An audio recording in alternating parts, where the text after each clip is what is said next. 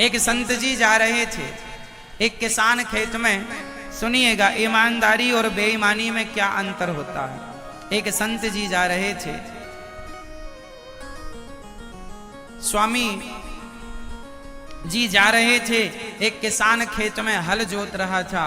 उसकी पत्नी रोटी लेकर आई। उसने संत जी को देखा, संत जी को बुलाया।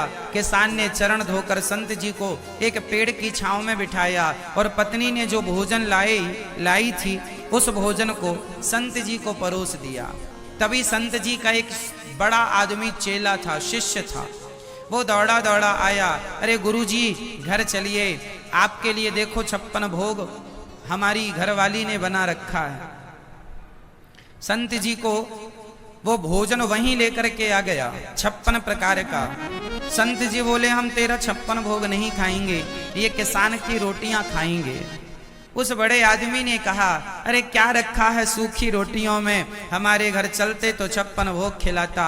संत जी ने कहा अभी बताता हूं। संत जी ने उस किसान की एक रोटी अपने हाथ में पकड़ी और वो धनवान जो था उसकी भी एक रोटी या पूड़ी जो भी थी संत जी ने दूसरे हाथ में पकड़ी और दोनों को निचोड़ दिया, दबाया। और जब निचोड़ा तो संत ने जब निचोड़ा तो जो किसान की रोटी थी उससे दूध टपकने लगा और जो उस धनवान की जो पूड़ी या रोटी जो भी थी उससे खून गिरने लगा, रक्त टपकने लगा।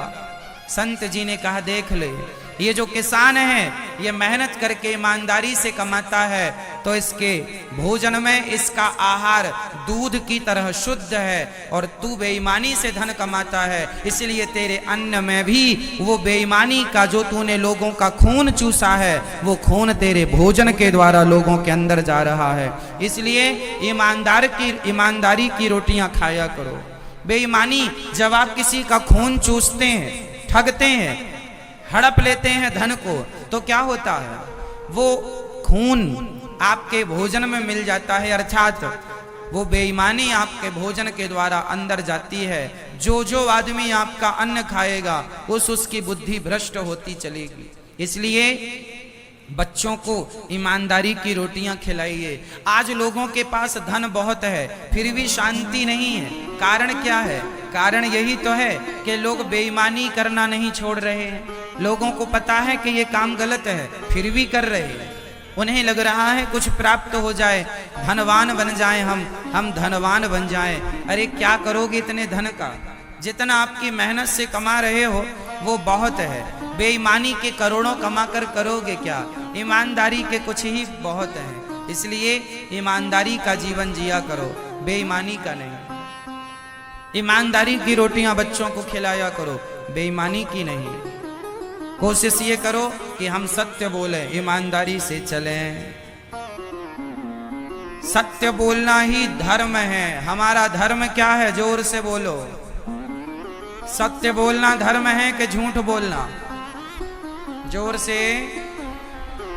सत्य बोलना। इसलिए सत्य बोला करो। दया ही धर्म है। दया धर्म का मूल है।